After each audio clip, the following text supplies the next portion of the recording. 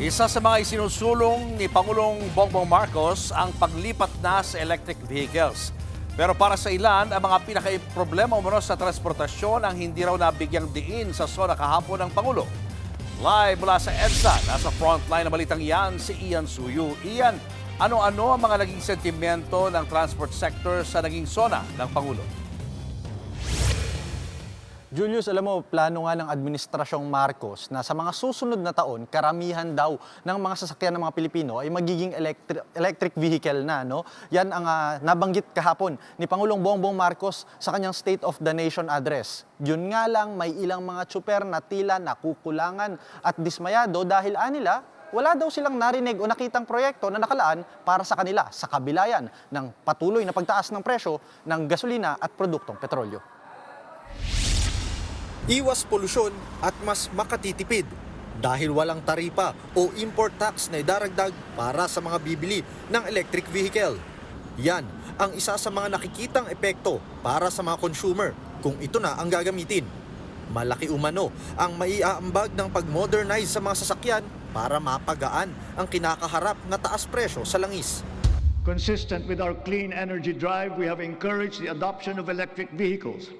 We have removed all tariffs on EVs until 2028 to bring down market prices. Ayon sa Electric Vehicle Association of the Philippines, tumataas na raw ang demand ng EV dahil sa mega oil price hike. Sa unang quarter pa lang ng 2026, mahigit 21,000 na ang bagong rehistro at purchase ng lahat ng uri ng EV, mapa-hybrid man o battery electric vehicle. Malapit na sa higit 35,000 units na naitala sa buong 2025. At tingin ng grupo, mas tataas pa raw ang demand. Sa katunayan, halos pumapantay na raw ang presyo ng EV at ang standard na degasolina o petrolyong sasakyan. He was giving the chance for an alternate type of vehicle. Hindi na tayo mag-concentrate sa ICE. And the auto industry's direction is really into EVs na.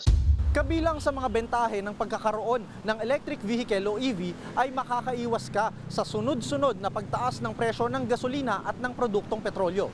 Posible ring umunlad ang manufacturing industry ng EV dito sa ating bansa.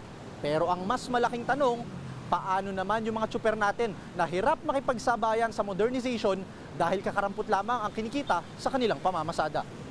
Ang ilang tsuper, dismayado, lalo't wala naman daw nabanggit na plano o proyekto para sa kanila. Ewan ko lang kung bakit hindi nababanggit dyan, hindi may sama-sama dyan sa mga sa problema. Wala na naman nangyayaring biyahe namin. Katulad ngayon, tingnan mo, wala pang pasahero, taas pa ang krudo, wala. Kung gusto nila, punuin na nila ng electric para hindi na gumamit ng gasolina. Kasi hindi naman namin kayang mag-boundary dun sa electric dahil mahirapan din kami.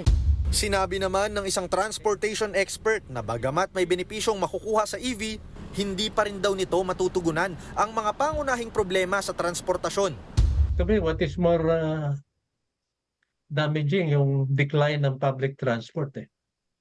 Because of the number of decline ng buses tsaka jeepneys, dadami yung mga motor vehicles, lalaki yung traffic. The traffic jam congestion will worsen sa Manila.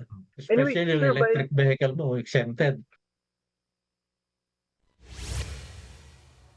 Julius, maidagdag lang natin, kanina nabanggit rin ni Professor Santiago na bagamat tansyan ng Administrasyong Marcos by 2040, nasa 50% na daw ng overall car users dito sa Pilipinas ay gumagamit na ng EV, tila malayo pa daw ito sa posibilidad na mangyari talaga in actuality. At sa katunayan nga, ang mas dapat daw natutukan talaga ay yung mga problema may kinalaman sa oil price hike at public na transportation, lalo't dadalawang taon na lamang ang nalalabi sa Administrasyong Marcos.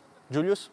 At ito pa, Ian, kasabay ng pagtaas nga ng demand ng mga EV, ang tanong dyan, meron bang sapat na charging station itong mga EV na ito? At kung meron man, saan naman kaya ito tatayo? Julius, ayon nga sa Electric Vehicles Association of the Philippines, nasa EVIDA law, nakasaad doon sa batas na yung mga malls or yung mga malalaking gusali, kailangan yung mga parking lot nila or parking spaces nila may nakaalat dyan na nasa 5 to 10% ng kabuuang espasyo ng parking space na yan, dapat nakalaan yan para sa charging station ng mga electric vehicles. Kaya ayon sa EVAP, patuloy-tuloy daw yung pagdami niyan. Sa katunayan, nasa mahigit 140 na raw yung mga charging stations mula Manila hanggang sa iba't ibang provinces dito sa bansa. Kaya mas magiging accessible daw yan para sa mga nagbabalak na gumamit ng EVs. Julius? Maraming salamat, Ian Suyu, live mula sa TV5 Media Center. Mga kapatid, Julius Babaw po. Para sa komprehensibo at makabuluhang balitaan at talakayan, mag-follow at mag-subscribe na sa social media pages ng News 5.